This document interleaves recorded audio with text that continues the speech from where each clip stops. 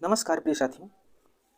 आज हम बौद्ध धर्म से संबंधित लगभग 20 प्रश्नों को हल करेंगे जो टेट, सीटेट, यूपी, बीएड तथा जितने भी स्टेट एग्ज़ाम होते हैं उन सभी परीक्षाओं में हर बार लगभग एक प्रश्न आ ही जाता है। तो आज हम बौद्ध धर्म से संबंधित, महात्मा बुद्ध से संबंधित लगभग 20 प्रश्न हल करेंगे। ये 20 प्रश्न तो नहीं हैं, इसमें लगभग 50 प्रश्न सम्मिलित हैं, लेकिन ये श्रृंखला 20 प्रश्नों की ही है। तो आइए हम स्टार्ट करते हैं पहले प्रश्न से। तो आपकी स्क्रीन पर पहला प्रश्न है, महात्मा बुद्ध का जन्म कब हुआ था? आपके लिए विकल्प हैं 563 ईसा पूर्व, 463 ईसा पूर्व, 583 ईसा पूर्व या फिर 483 ईसा पूर्व। तो आप लोग तब तक सोच कर बताइए, कमेंट सेक्शन में कमेंट कीजिए उत्तर, इस प्रश्न का उत्तर क्या होगा। आइए देखते हैं कि इस प्रश्न का उत्तर क्या होगा। तो पहला विकल्प है 563 ईसा पूर्व। तो 563 ईसा पूर्व में क्या हुआ था? तो इस प्रश्न का उत्तर होगा 563 ईसा पूर्व, यानी महात्मा बुद्ध जी का जन्म जो हुआ था वो 563 ईसा पूर्व में हुआ था। और विकल्प देख लेते हैं। एक विकल्प है 483 ईसा पूर्व। 483 ईसा पूर्व में महात्मा बुद्ध जी की मृत्यु हुई थी, यानी 80 वर्ष की अवस्था में 563 ईस्वी में जन्म हुआ और 483 ईसा पूर्व में उनकी मृत्यु हुई, यानी 80 वर्ष तक महात्मा बुद्ध जी जीवित रहे थे। तो इस प्रश्न का सही उत्तर क्या हो जाएगा? 563 ईसा पूर्व। अगला प्रश्न देखते हैं। दूसरा प्रश्न है, महात्मा बुद्ध का जन्म कहाँ हुआ था? आप लोग कमेंट सेक्शन में कमेंट कीजिए उत्तर। महात्मा बुद्ध का जन्म कहाँ हुआ था? आपके लिए विकल्प हैं वैशाली, लुम्बिनी, सारनाथ या फिर श्रावस्ती। आइए देखते हैं। पहला विकल्प है वैशाली। तो वैशाली में किनका जन्म हुआ था? महावीर स्वामी का जन्म हुआ था। दूसरा विकल्प है लुम्बिनी। लुम्बिनी में किनका जन्म हुआ था? तो लुम्बिनी इस प्रश्न का सही उत्तर है। लुम्बिनी में किसका जन्म हुआ था? तो लुम्बिनी में महात्मा बुद्ध जी का जन्म हुआ था। सारनाथ, सारनाथ को देख लेते हैं। सारनाथ में महात्मा बुद्ध ने पहला उपदेश दिया था। पहला उपदेश कहाँ दिया था महात्मा बुद्ध ने? सारनाथ में दिया था। श्रावस्ती, श्रावस्ती में महात्मा बुद्ध ने सर्वाधिक उपदेश दिए थे। सबसे अधिक उपदेश कहाँ दिए थे? श्रावस्ती में सबसे अधिक। अगला प्रश्न देख लेते हैं। तो इस तरह से इस प्रश्न का उत्तर हो गया लुम्बिनी। महात्मा बुद्ध का जन्म लुम्बिनी में हुआ था। लुम्बिनी कहाँ पड़ता है? लुम्बिनी पड़ता है नेपाल के कपिलवस्तु नामक स्थान पर। नेपाल में एक जगह है कपिलवस्तु, वहीं पर लुम्बिनी पड़ता है, लुम्बिनी नामक ग्राम। अगला प्रश्न देखते हैं। तीसरा प्रश्न है, महात्मा बुद्ध के पिता का क्या नाम था? आपके लिए विकल्प हैं सिद्धार्थ, शुद्धोधन, महावीर स्वामी, राजा दशरथ। तो आप लोग सोच कर बताइए कि महात्मा बुद्ध के पिता का क्या नाम था। कमेंट सेक्शन में कमेंट करते रहिए आप लोग उत्तर हर एक प्रश्न का। तो आइए देखते हैं कि महात्मा बुद्ध के पिता का क्या नाम था। पहला ऑप्शन है सिद्धार्थ। तो सिद्धार्थ कौन थे? सिद्धार्थ इनके बचपन का नाम था। महात्मा बुद्ध के बचपन का नाम क्या था? सिद्धार्थ। और शुद्धोधन, तो महात्मा बुद्ध के पिता का नाम क्या था? शुद्धोधन था। यही आपके प्रश्न का सही उत्तर हो जाएगा। महावीर स्वामी कौन थे? तो महावीर स्वामी जैन धर्म के प्रवर्तक थे, 24वें तीर्थंकर थे जैन धर्म के। कौन से थे? तो 24वें थे। और राजा दशरथ कौन थे? तो राजा दशरथ मर्यादा पुरुषोत्तम भगवान श्री रामचंद्र जी के पिताजी का नाम था। अयोध्या के राजा थे राजा दशरथ। तो इस तरह से इस प्रश्न का सही उत्तर क्या हो जाएगा? शुद्धोधन। महात्मा बुद्ध के पिता का नाम क्या था? शुद्धोधन था। आइए अगला प्रश्न देख लेते हैं। चौथा प्रश्न है, महात्मा बुद्ध की माता का क्या नाम था? विकल्प हैं कौशल्या, शकुंतला, त्रिशला या फिर महामाया। आप लोग कमेंट सेक्शन में उत्तर कमेंट करते रहिए। आइए देख लेते हैं। तो पहला विकल्प है कौशल्या। कौशल्या कौन थी? तो कौशल्या थी भगवान श्री राम की माँ। और दूसरा विकल्प है शकुंतला। तो शकुंतला कौन थी? भरत की माँ थी शकुंतला। और तीसरा विकल्प है त्रिशला। तो त्रिशला कौन थी? तो त्रिशला थी महावीर स्वामी की माता। त्रिशला किसका नाम था? तो त्रिशला महावीर स्वामी की माता का नाम था। महावीर स्वामी कौन थे? तो महावीर स्वामी, जैसा कि भी आपने जाना कि महावीर स्वामी थे जैन धर्म के 24वें तीर्थंकर। और आपके इस प्रश्न का सही उत्तर क्या हो जाएगा? महामाया। महात्मा बुद्ध की माता का क्या नाम था? महामाया। तो इस तरह से इस प्रश्न का सही उत्तर क्या होगा? महामाया। अगला प्रश्न देखते हैं। अगला प्रश्न है, महात्मा बुद्ध के बचपन का नाम क्या था? महात्मा बुद्ध के बचपन का क्या नाम था? ऋषभदेव, सिद्धार्थ, वर्धमान, इनमें से कोई नहीं। आइए देखते हैं। ऋषभदेव कौन थे? ऋषभदेव थे जैन धर्म के पहले तीर्थंकर। जैन धर्म के पहले तीर्थंकर थे ऋषभदेव। सिद्धार्थ कौन थे? तो इस प्रश्न का सही उत्तर क्या हो जाएगा? सिद्धार्थ। महात्मा बुद्ध के बचपन का नाम क्या था? सिद्धार्थ। वर्धमान कौन थे? तो वर्धमान थे महावीर स्वामी। वर्धमान किनका नाम था? तो वर्धमान महावीर स्वामी के बचपन का नाम क्या था? वर्धमान। तो इस तरह से आप महात्मा बुद्ध के बचपन का नाम क्या हो जाएगा? सिद्धार्थ। अगला प्रश्न देखते हैं। प्रश्न संख्या 6 है, महात्मा बुद्ध के घोड़े का क्या नाम था? आपके लिए विकल्प हैं चन्ना, कंथक या दोनों या इनमें से कोई नहीं। आप उत्तर कमेंट सेक्शन में कमेंट करते रहिए। आइए देख लेते हैं चन्ना कौन थे। तो चन्ना थे महात्मा बुद्ध यानी गौतम बुद्ध के सारथी। तो चन्ना कौन थे? चन्ना थे सारथी। कंथक, तो इस प्रश्न का सही उत्तर क्या हो जाएगा? कंथक। कंथक गौतम बुद्ध जी के घोड़े का नाम था। अगला प्रश्न देख लेते हैं। 7वां प्रश्न है महात्मा बुद्ध की पत्नी का नाम क्या था? महात्मा बुद्ध की पत्नी का नाम क्या था? आपके लिए विकल्प है यशोदा, यशोधरा, दोनों एक ही हैं, इनमें से कोई नहीं। तो यशोदा कौन थी? यशोदा थी महावीर स्वामी की पत्नी। और यशोधरा कौन थी? तो यशोधरा थी महात्मा बुद्ध की पत्नी। तो आपके लिए सही विकल्प क्या हो जाएगा? यशोधरा। तो इस तरह से इस प्रश्न का उत्तर क्या हो जाएगा? यशोधरा। अगला प्रश्न देख लेते हैं। महात्मा बुद्ध के पुत्र का नाम क्या था? अधिकतर परीक्षाओं में पूछा जाता है कि महात्मा बुद्ध के पुत्र कौन थे। आपके लिए विकल्प हैं जामाली, भरत, राहुल, इनमें से कोई नहीं। अब कमेंट सेक्शन में उत्तर कमेंट करके बताइए। जामाली कौन थे? तो जामाली थे महावीर स्वामी के दामाद। महावीर स्वामी के कौन थे? दामाद थे। और भरत कौन थे? भरत जो थे वो शकुंतला के पुत्र थे, राजा दुष्यंत के पुत्र थे। इन्हीं के नाम पे हमारे देश का नाम भारत पड़ा। और राहुल कौन थे? तो इस प्रश्न का सही उत्तर हो जाएगा राहुल।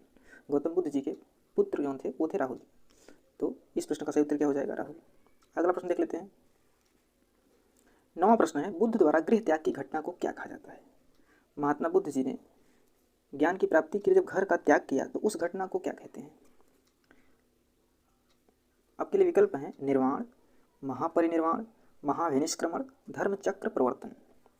हमने विकल्प इस तरह से सेट किए हैं ताकि आपको एक ही प्रश्न में कई जानकारियां प्राप्त हो जाएं। तो आइए देखते हैं बारी बारी से इन सारे विकल्पों का अर्थ क्या है। निर्वाण, निर्वाण क्या है? निर्वाण जब महात्मा बुद्ध को ज्ञान की प्राप्ति हुई तो उसे निर्वाण कहते हैं, ज्ञान की प्राप्ति हुई। महापरिनिर्वाण क्या है? जब महात्मा बुद्ध जी ने शरीर का त्याग किया यानी मृत्यु की घटना, उसको क्या कहते हैं? परिनिर्वाण। और महाविनिष्क्रमण क्या है?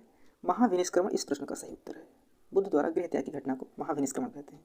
धर्मचक्र प्रवर्तन क्या है? तो धर्मचक्र प्रवर्तन है जब महात्मा बुद्ध ने पहला उपदेश दिया सारनाथ में, तो उसी को क्या कहते हैं? धर्मचक्र प्रवर्तन।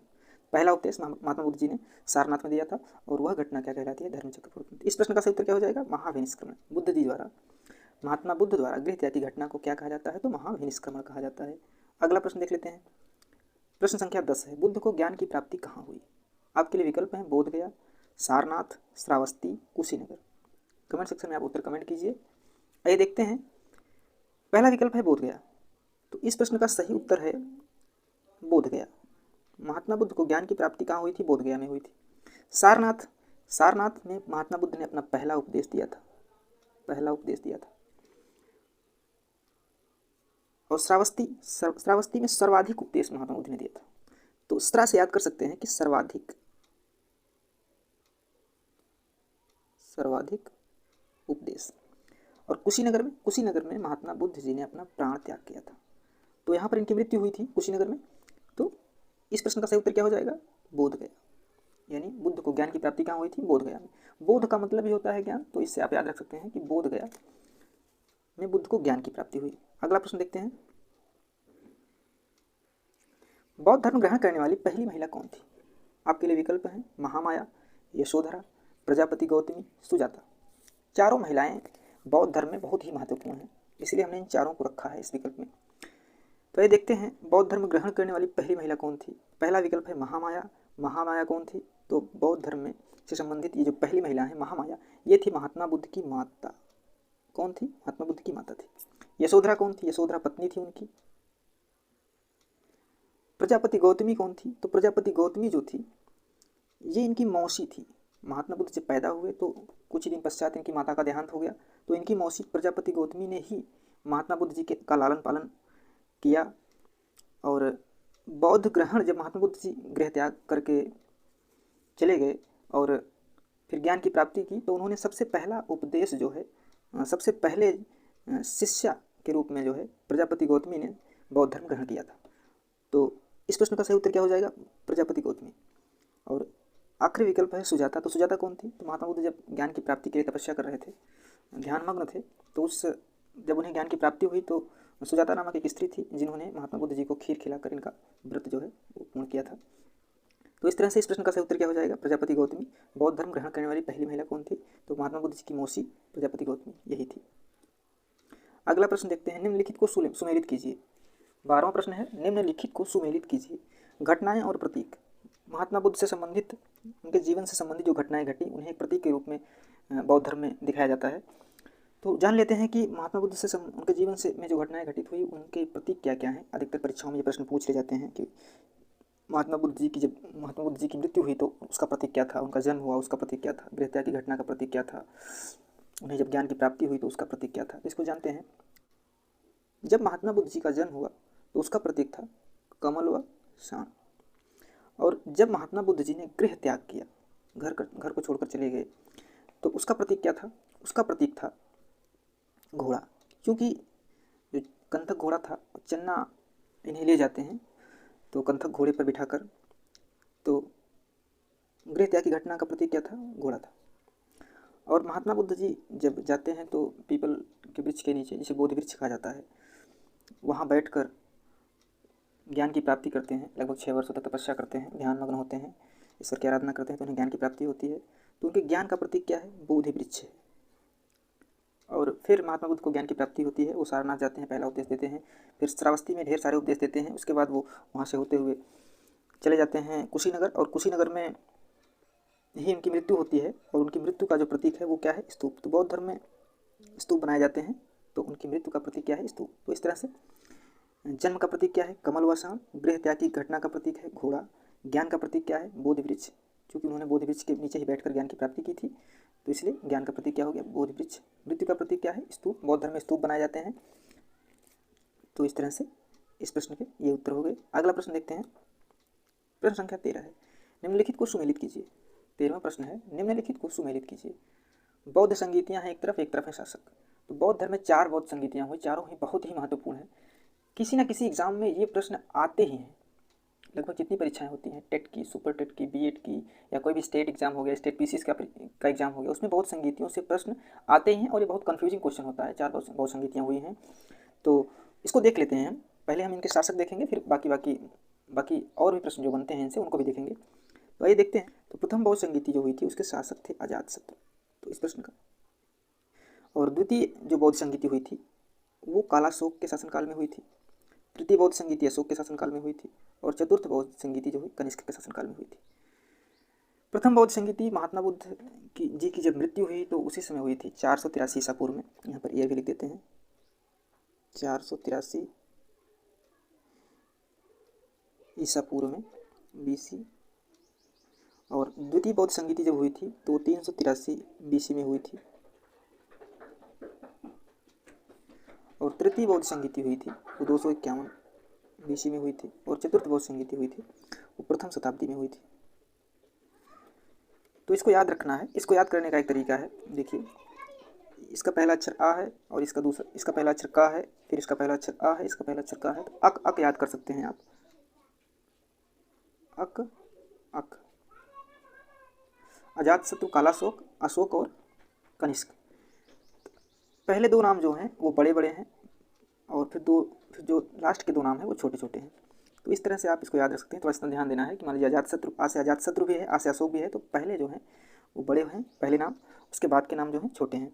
तो इस तरह से आप याद रख सकते हैं कि प्रथम बौद्ध संगीति 483 बीसी में हुई थी, और किसके शासनकाल में हुई थी? तो अजातशत्रु के शासनकाल में हुई थी। द्वितीय बौद्ध संगीति कालाशोक के शासनकाल में हुई 383 बीसी में। तृतीय बौद्ध संगीति अशोक के शासनकाल में हुई 251 बीसी में। और चतुर्थ बौद्ध संगीति जो हुई थी वो कनिष्क के शासनकाल में हुई थी और प्रथम शताब्दी में हुई थी। अगला प्रश्न देखते हैं, प्रश्न संख्या 14 है, निम्नलिखित को सुमेलित कीजिए। बौद्ध संगीति और उनके स्थल।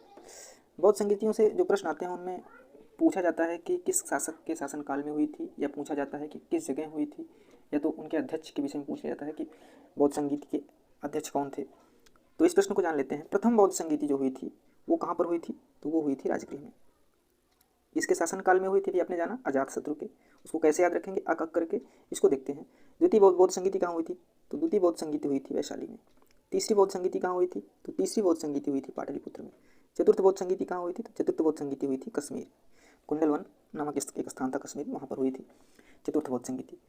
तो इसको याद करने का देखिए तरीका है, इसको ऐसे याद कर सकते हैं, रवय पक, इससे याद कर सकते हैं। रा से राजगृह है, वा से वैशाली है, पा से पाटलिपुत्र है और का से कश्मीर है। तो इस तरह से याद कर सकते हैं कि पहली बौद्ध संगीति कहाँ हुई? राजगृह में, और अक उसको याद करेंगे अजातशत्रु के शासनकाल में। द्वितीय बौद्ध संगीति कहाँ हुई? द्वितीय बौद्ध संगीति हुई वैशाली में, किसके शासनकाल में? अक का आ गया तो कालाशोक हो गया। और तृतीय बौद्ध संगीति पाटलिपुत्र में हुई, पक में देखिए पा है तो पाटलिपुत्र, और कहाँ किसके शासनकाल में हुई? तो अक आ गया तो अशोक के शासनकाल में हुई। तीसरा है तो छोटा है तो अशोक के शासनकाल में हुई। चतुर्थ बौद्ध संगीति किसके शासनकाल में हुई? तो का लास्ट में पड़ता है तो कनिष्क के शासनकाल में हुई, और कहाँ पर हुई? तो कश्मीर में। दोनों कहाँ हैं तो इनको याद कर लेंगे। तो अगला प्रश्न देखते हैं, निम्नलिखित को सुमेलित कीजिए। ये तीसरा प्रश्न है बौद्ध संगीति से संबंधित, और यह प्रश्न बहुत ही महत्वपूर्ण है। लगभग बौद्ध धर्म से अधिकतर यही प्रश्न पूछा जाता है, बौद्ध संगीतियों से संबंधित प्रश्न पूछा जाता है। तो इसको देख लेते हैं अच्छे से। देखिए, प्रथम बौद्ध संगीति जो हुई थी उसके अध्यक्ष कौन थे? द्वितीय के कौन थे? तृतीय के कौन थे? चतुर्थ के कौन थे? यहाँ पर देखते हैं हम। तो प्रथम बौद्ध संगीति जो हुई थी उसके अध्यक्ष थे महाकश्यप, महाकश्यप थे प्रथम बौद्ध संगीति के अध्यक्ष। द्वितीय के कौन थे? तो द्वितीय के थे शावकमीर। तृतीय बौद्ध संगीति हुई थी उसके अध्यक्ष कौन थे? तो तृतीय के थे मोगलीपुत्तिस। जो चतुर्थ बौद्ध संगीति हुई थी उसके कौन थे? तो उसके अध्यक्ष थे वसुमित्र। अब देखिए इसको याद कैसे रखेंगे, तो आप पहले देखिए, तृतीय बौद्ध संगीति जो हुई थी उसके अध्यक्ष थे मोगलीपुत्तिस। इनके नाम में देखिए तिस आ रहा है ना, तो तृतीय से तिस से याद रख सकते हैं कि तृतीय बौद्ध संगीति के अध्यक्ष कौन थे? तिस। चतुर्थ को देखिए, इनके नाम में 4 अक्षर हैं, तो चतुर्थ बौद्ध संगीति के अध्यक्ष कौन थे? वसुमित्र। इसको याद रख सकते हैं। और प्रथम के महाकश्यप थे, तो इनको याद करना होगा। देखिए, महान कौन होता है? जो बड़ा होता है, और पहले स्थान पर कौन होगा? जो बड़ा होगा। तो इस तरह से महाकश्यप को मतलब महाकश्यप को याद रख सकते हैं प्रथम बौद्ध संगीति के। और बच गए शावकमीर, तो शावकमीर हो जाएंगे द्वितीय बौद्ध संगीति के। तो इस तरह से अगर हम देखना चाहें तो प्रथम बौद्ध संगीति कहाँ पर हुई? राजगृह में। रवय पक्ष से याद रखेंगे राजगृह में। और किसके शासनकाल में हुई? तो अक से याद रखेंगे अजातशत्रु। प्रथम बौद्ध संगीति कहाँ हुई? राजगृह में। किसके शासनकाल में हुई? तो अजातशत्रु के शासनकाल में हुई। उसके अध्यक्ष कौन थे? तो महाकश्यप, क्योंकि बड़ा है जो वो पहले स्थान पे होगा, तो महाकश्यप हो गए। कब हुई थी? 483। सन आपको याद रखना है, 483, 383, फिर 251, फिर प्रथम शताब्दी। और इसी तरह से द्वितीय बौद्ध संगीति की बात करेंगे तो द्वितीय बौद्ध संगीति किसके शासनकाल में हुई? तो अक से याद रखेंगे, का से बड़ा, बड़े नाम जो है कालाशोक, कनिष्क और कालाशोक में कौन बड़ा है? तो कालाशोक, तो कालाशोक याद रखेंगे। रवय यानी वैशाली, और कब हुई? 383 में। अध्यक्षता किसने की? शावकमीर ने। तृतीय की याद रखना होगा, तो कैसे याद रखेंगे? तृतीय की किसके शासनकाल में हुई? तो अक अशोक या अजातशत्रु, तो छोटा कौन है तीसरे पे? अशोक है। कब हुई? 251 BC में। और किसके शासनकाल में हुई? तो हमने भी देख लिया कि अशोक के शासनकाल में हुई। अध्यक्ष कौन थे? तो तीसरे का कौन? तिस, यानी मोगलीपुत्तिस। चतुर्थ बौद्ध संगीति, चतुर्थ बौद्ध संगीति किसके शासनकाल में हुई? अक का कनिष्क या फिर कालाशोक, तो कनिष्क छोटे हैं। चतुर्थ बौद्ध संगीति कनिष्क के शासनकाल में हुई, तो चतुर्थ बौद्ध संगीति कनिष्क के शासनकाल में हुई। और कहाँ हुई? तो रवय पक यानी कश्मीर कुंडलवन में। इनका नाम सेम मिलता है, का से कश्मीर और का से कनिष्क। और कब हुई? प्रथम शताब्दी में। अध्यक्षता किसने की? तो वसुमित्र, 4 अक्षर में इनका नाम है, तो वसुमित्र हो गए। तो बौद्ध संगीति बहुत ही इंपॉर्टेंट है, इसे आप लोग नोट कर लीजिएगा। इससे एक क्वेश्चन बनेगा ही, कम से कम एक प्रश्न बनेगा ही इससे। आइए नेक्स्ट प्रश्न देखते हैं। अगला प्रश्न क्या है?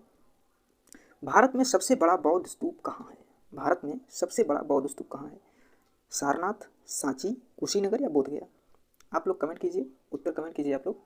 आइए देखते हैं। पहला विकल्प है सारनाथ। सारनाथ, जैसा कि आप लोग जानते हैं, सारनाथ में महात्मा बुद्ध जी ने अपना पहला उपदेश दिया था। तो पहला उपदेश महात्मा बुद्ध जी ने कहाँ दिया था? सारनाथ में, फर्स्ट। और सांची क्या है? तो सांची इस प्रश्न का सही उत्तर है, मध्य प्रदेश में यह स्थान स्थित है, और यहीं पर बौद्ध धर्म का सबसे बड़ा स्तूप है भारत में। भारत के अंदर से ध्यान रखना है, भारत के अंदर बौद्ध धर्म का सबसे बड़ा स्तूप है। कुशीनगर क्या है? तो कुशीनगर में महात्मा बुद्ध जी की मृत्यु हुई थी, और इनके मृत्यु की घटना को क्या कहते हैं? महापरिनिर्वाण। बौद्ध धर्म में महात्मा बुद्ध जी की मृत्यु की घटना को क्या कहते हैं? महापरिनिर्वाण।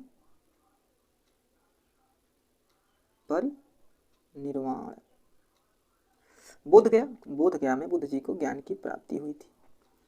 तो इस तरह से इस प्रश्न का सही उत्तर क्या हो जाएगा? सांची। और एक चीज़ और ध्यान रखना है कि यहाँ पर सारनाथ में एक स्तूप है जिसका नाम है धमेख। इसको ध्यान रखना है, प्रश्न आ सकता है पेपर में कि सारनाथ में बौद्ध धर्म का कौन सा स्तूप है, तो धमेक उसका नाम है, इसको ध्यान रखना। अगला प्रश्न देखते हैं, प्रश्न संख्या 17 है, प्राचीन काल में बौद्ध शिक्षा का केंद्र था। प्राचीन काल में बौद्ध शिक्षा का केंद्र था। आपके लिए विकल्प हैं तक्षशिला, विक्रमशिला, दोनों हैं, दोनों थे, या फिर इनमें से कोई नहीं। आइए देखते हैं इस प्रश्न का सही उत्तर क्या होगा। तक्षशिला। तक्षशिला क्या है? तक्षशिला उस समय कश्मीर में स्थित था और बहुत ही प्राचीन विश्वविद्यालय था ये। आचार्य चाणक्य को जानते होंगे, तो वहाँ पर ये तक्षशिला में आचार्य चाणक्य शिक्षक थे। इस प्रश्न का सही उत्तर होगा विक्रमशिला। विक्रमशिला कहाँ था? मगध में था, बिहार में था। और इसकी स्थापना, एक प्रश्न आ जाता है कि विक्रमशिला की स्थापना किसने की थी, तो विक्रमशिला की स्थापना की थी धर्मपाल। धर्मपाल एक राजा थे, इन्होंने विक्रमशिला की स्थापना की थी, पाल वंश से संबंधित है ये। तो इस प्रश्न का सही उत्तर क्या हो जाएगा? प्राचीन काल में बौद्ध शिक्षा का केंद्र क्या था? विक्रमशिला। अगला प्रश्न देखते हैं, त्रिपिटक किस धर्म से संबंधित है? त्रिपिटक किस धर्म से संबंधित है? आपके लिए विकल्प है बौद्ध धर्म,